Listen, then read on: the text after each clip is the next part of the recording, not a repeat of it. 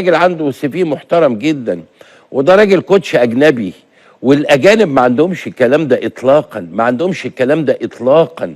يعني اذا كان بعض المدربين المصريين يقبلوا هذا، واشك ايضا ان ده يكون موجود، لا يمكن ابدا الخواجه هيقبل ده على الاطلاق. ده راجل جه قال لك مش عايز مدير كوره من اساسه، عشان ما يوجعش دماغه ان يقول له ايه رايك في فلان ولا علان ولا ترتان. وحتى كان رافض في الاول ان هو يعني ياخد معاه مدرب مصري لغايه لما يعني الى حد ما عشان يبقى حتى عارف اللعيبه واسمائها والكلام ده يعني. فكلام مش حلو. برضه قبل كده قال لك محمد صلاح هو اللي بيتدخل، هو اللي جاب كوكا من بره، وهو اللي اشرك عمر جابر عشان عمر جابر صديق. كلام صغير، وكلام حتى لو البعض يعني اطلقوا هذه العبارات الجوفاء اللي ملهاش اي معنى، يجب الا ننساق وراها يعني، لانه احنا عارفين انه البعض يريد الوقيعه، رضينا ام ابينا.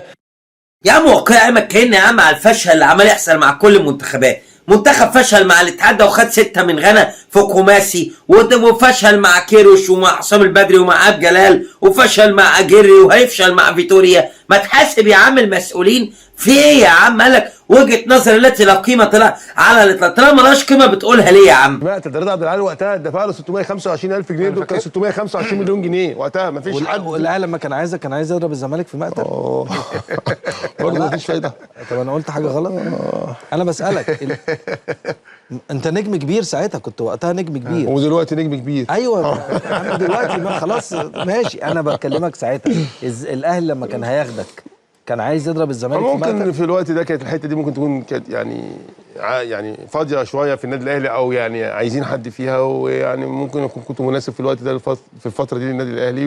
وفي نفس الوقت برضه يعني ايه، كان النادي الاهلي ممكن عايز يضرب نادي الزمالك قلم برضه في حاجه زي كده.